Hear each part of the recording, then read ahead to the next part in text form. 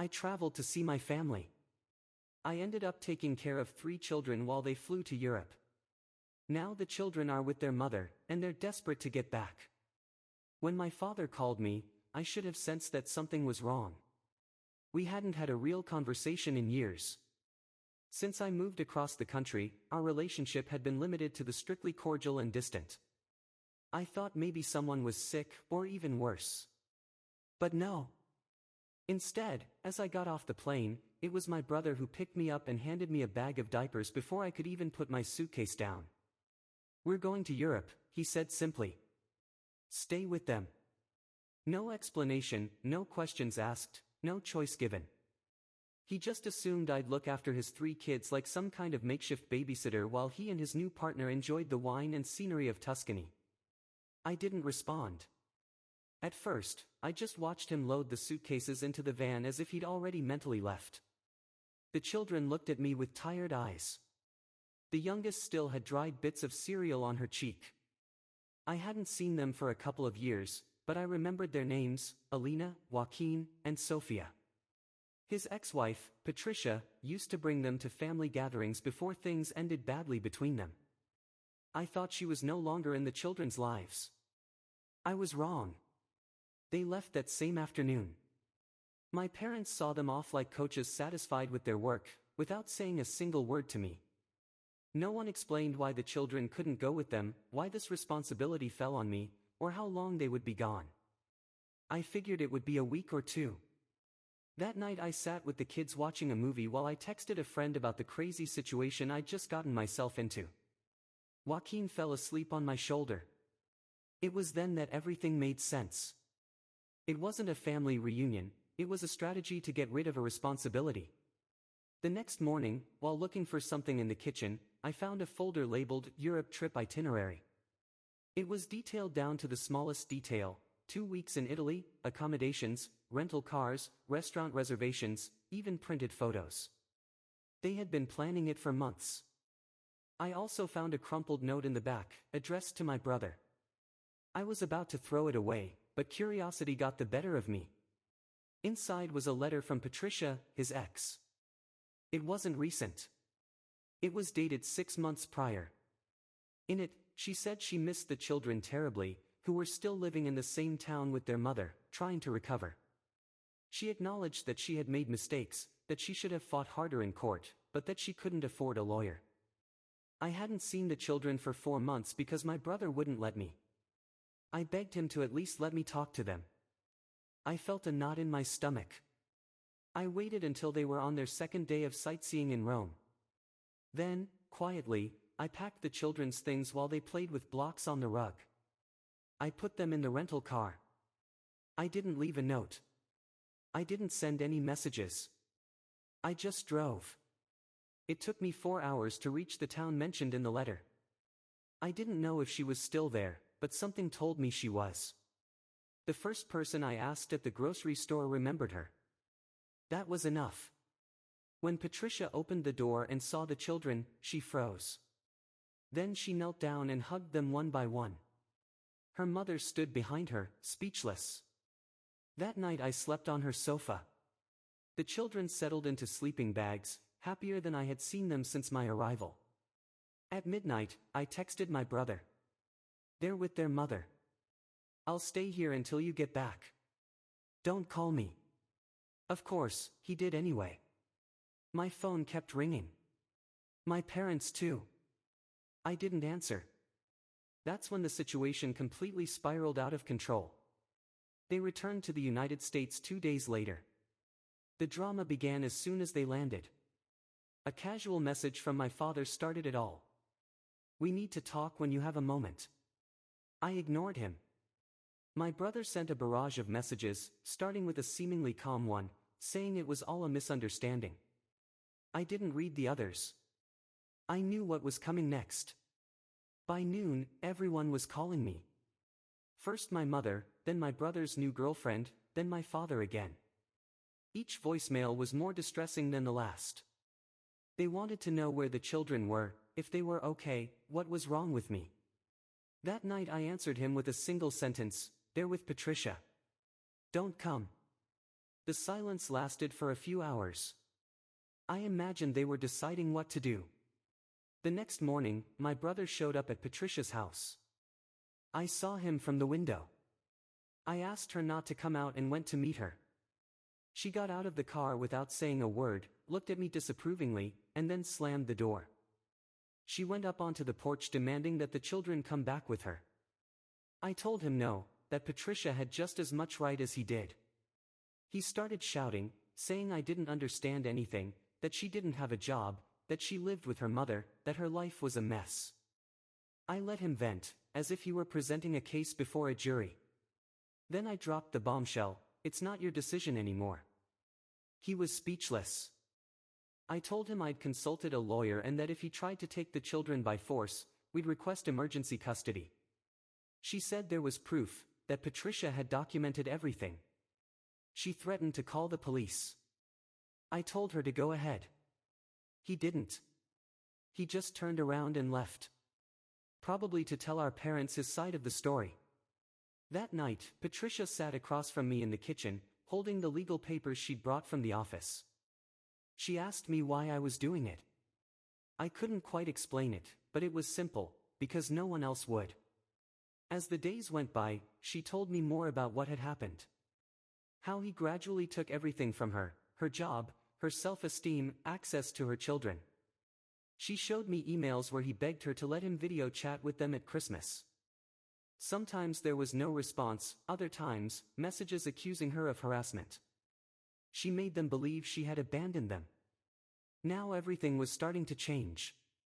Joaquin asked me one night why his mother cried so much when she hugged them, why she made them pancakes every morning even though she was tired, why she apologized so many times. I told him it was because she loved them and had missed them terribly. "Are you staying too?" he asked. "Yes," I replied. "I'm not going anywhere." 2 days later, my father called me to call a family meeting. I told her that that part of my life was over, that I was cutting them off financially, that I didn't need her approval. I'd been helping them quietly for years, covering expenses, sending money. I made it clear that from now on, every penny would go to the children, to Patricia. My mother left a long, tearful voicemail, saying I'd ruined everything, shamed the family, destroyed my brother's relationship, and that his girlfriend had left before the trip because she couldn't stand the drama. I didn't reply. I had a new plan, one they'd never see coming. I woke up to the smell of burnt toast and Sophia, the youngest, staring at me from the edge of the bed. She was wearing pajamas that clearly didn't fit her anymore and was holding a drawing in her hand. I guessed it was of her, me, and a crooked cat. Below, a title written in large, though misspelled, letters, Uncle Pedro. That small piece of paper made all the weariness of the journey worthwhile. Patricia was already awake. She was still wearing the same hooded coat she'd had on since I arrived. She made me a coffee without saying much and apologized for the mess, as if she hadn't already spent 2 nights sleeping next to a plastic box full of old VHS tapes. Then she asked if I remembered Max, her old dog. Of course, that scruffy golden retriever that barked every time someone sneezed. She told me he died last winter. She couldn't afford a vet, so she wrapped him in a blanket and buried him herself in the yard while the kids were with my brother. She told me without drama, as if it were just another story on her long list of things she'd had to face alone. Something inside me shifted in that instant. I pulled out my phone, canceled my return flight, and didn't mention it to a soul. I didn't care.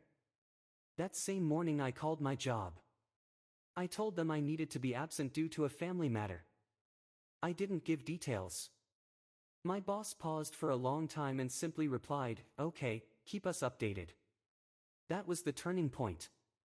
That afternoon I sat down with Patricia and told her I was staying. Not for a few days, not until things calmed down. I was staying for real, for as long as it took. She looked at me, confused, and asked why I would do something like that, why I would leave my life behind to help her and her children. I answered honestly, I didn't recognize my family anymore.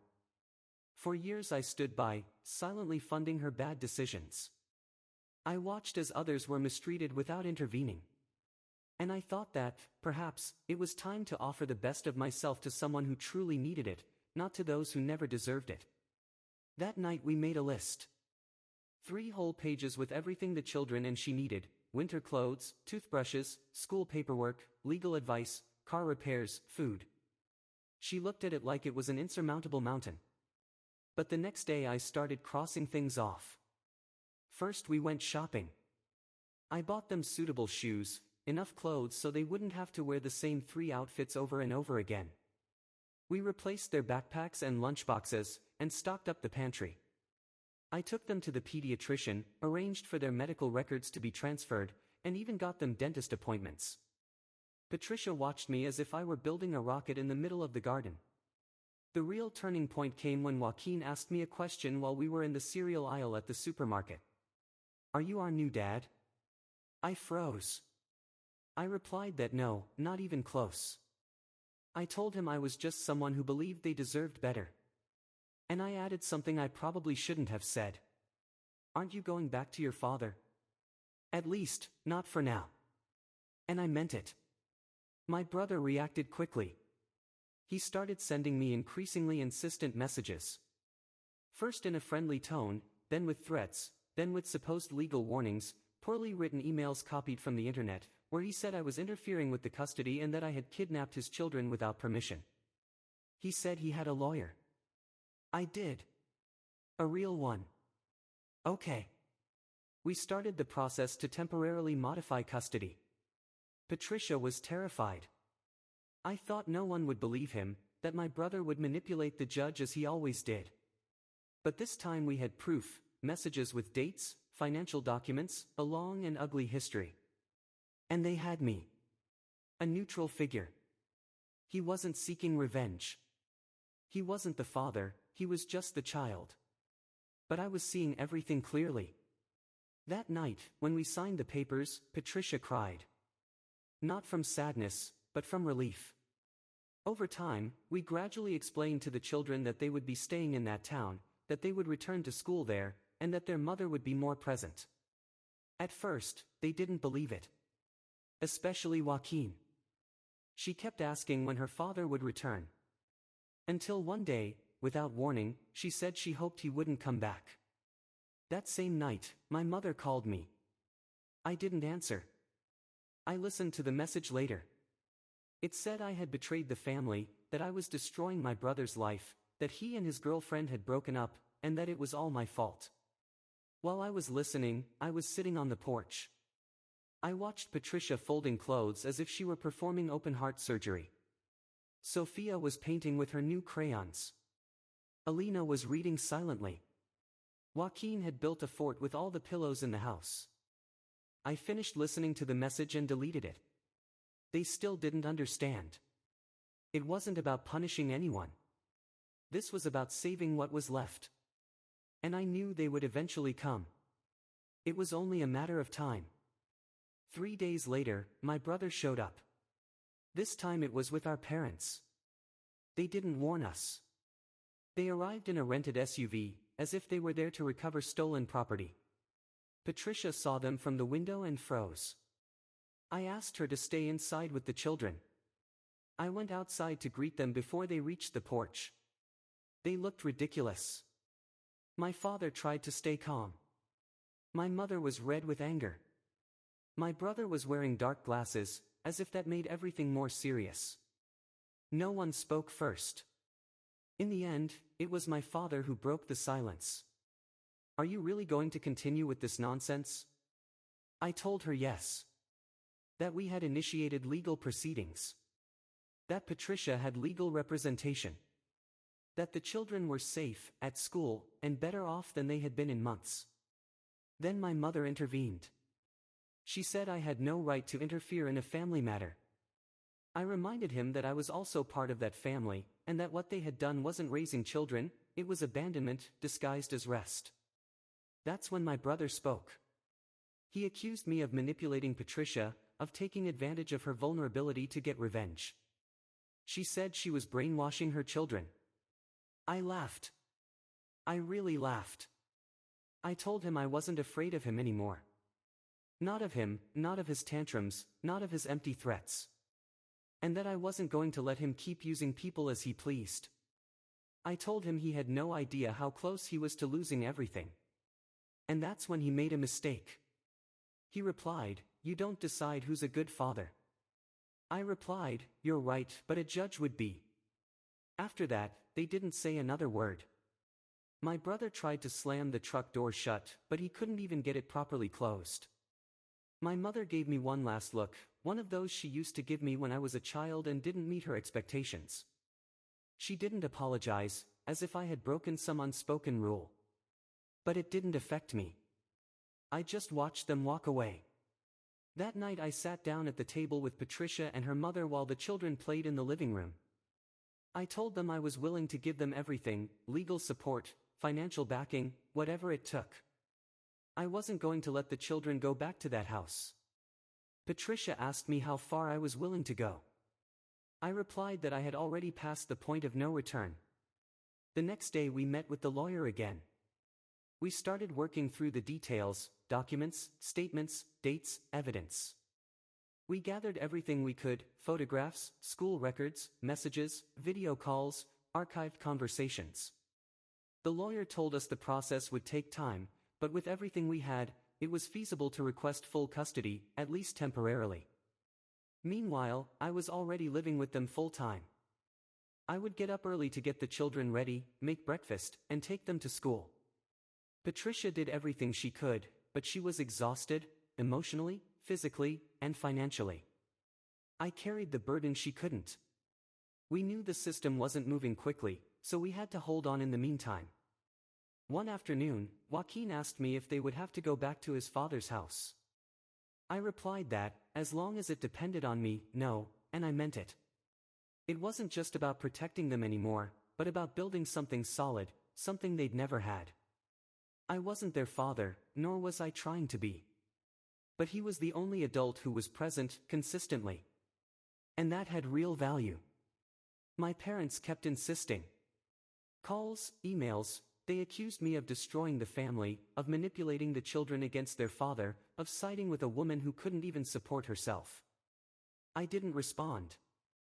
I forwarded everything directly to our lawyer.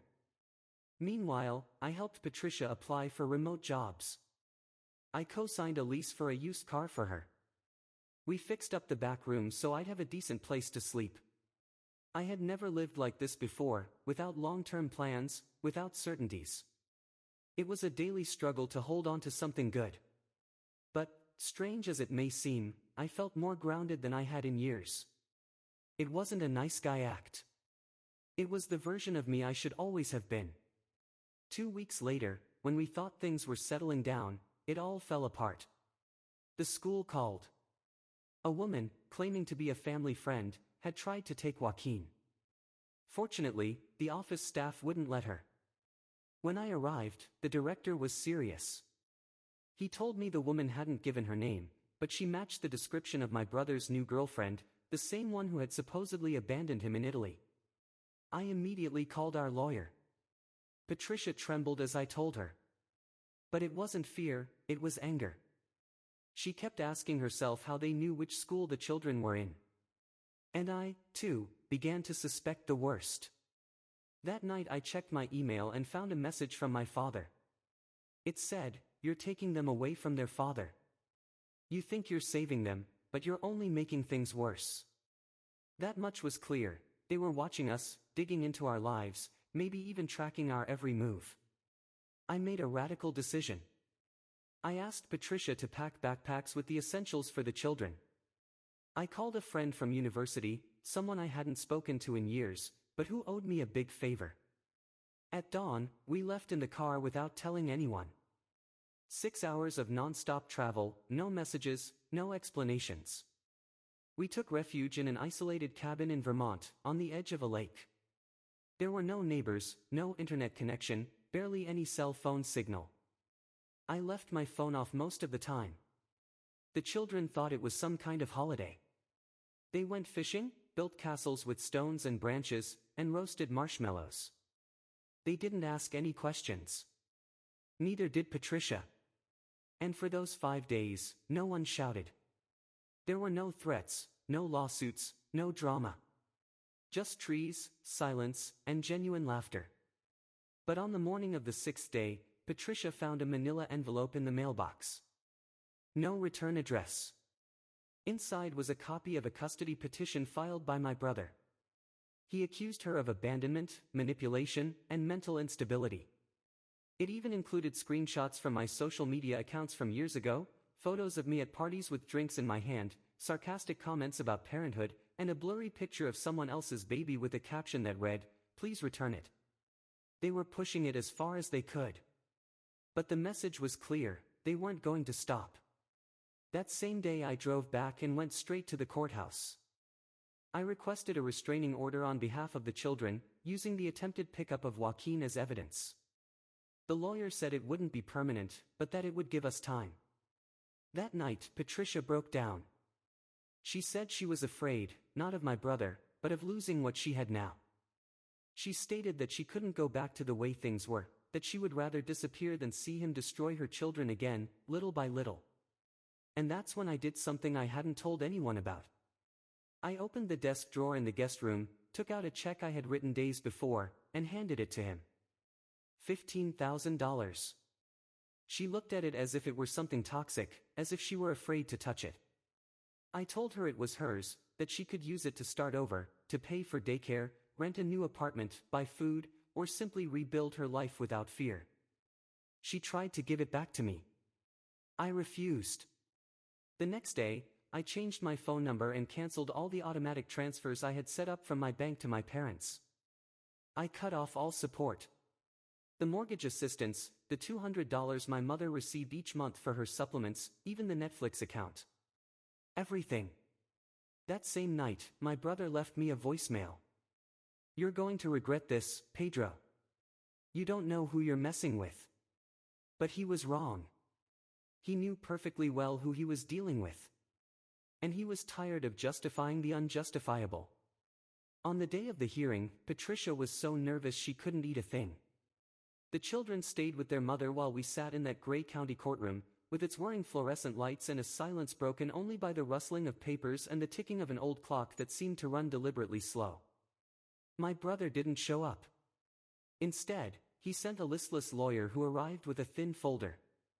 In contrast, we had 2 full binders, a detailed timeline, testimonies from school staff, screenshots of messages, even bank transfer records that demonstrated how Patricia had been financially and emotionally isolated, without the resources to support herself or see her children.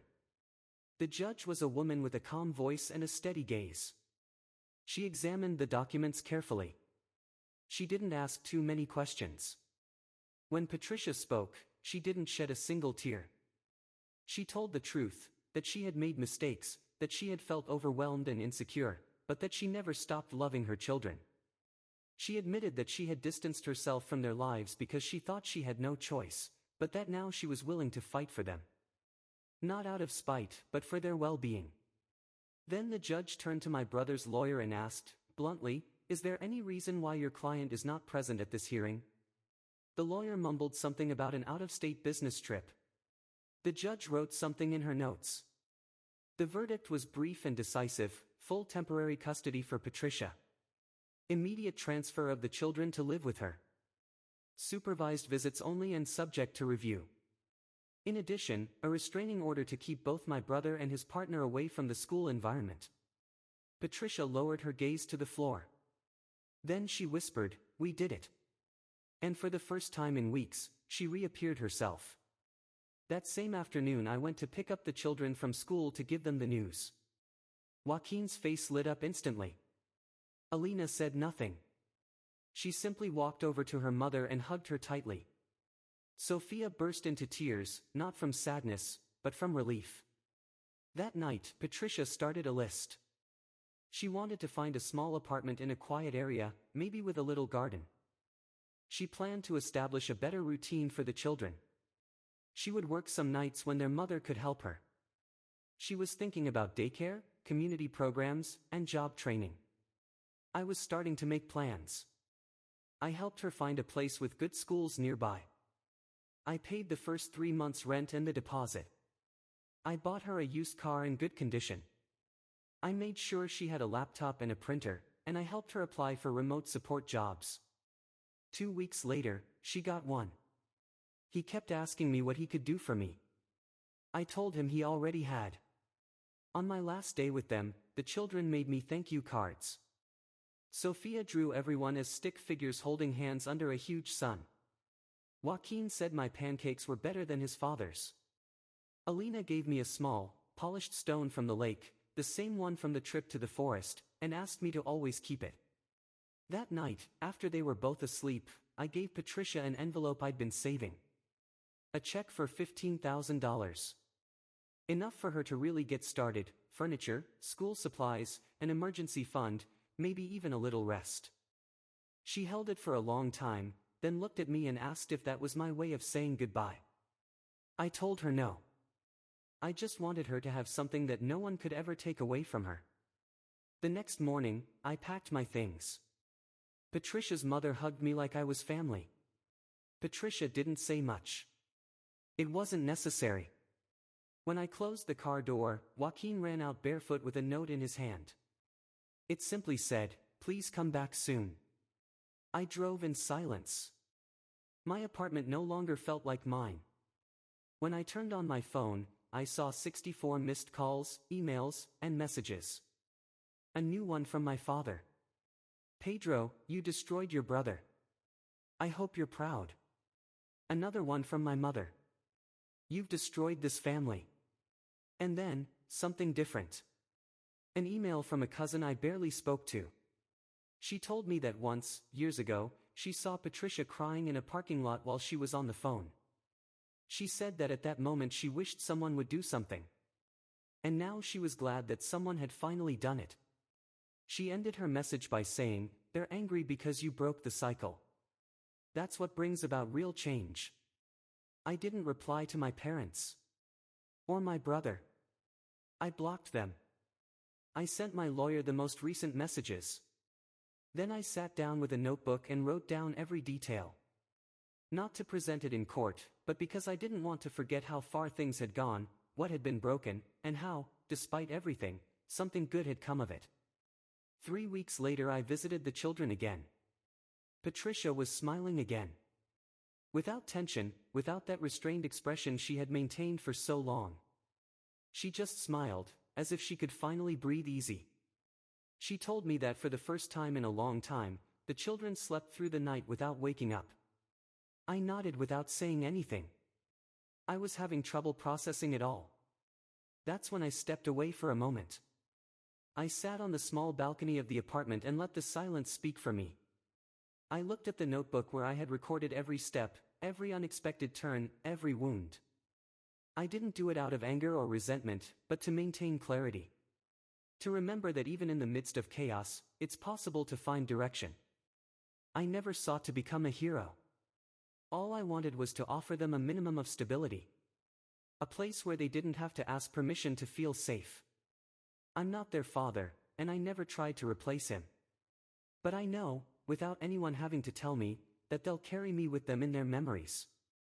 And if that means my parents won't call me anymore, or my brother will only see me as an enemy, I can live with it. I didn't act out of revenge. I did it because it was the right thing to do. Because someone had to do it. When I got home, I no longer felt out of place. For the first time in years, I felt that loneliness wasn't a burden. I felt that my silence wasn't empty. Maybe I didn't change the world, but I did change the world for 3 people who needed it.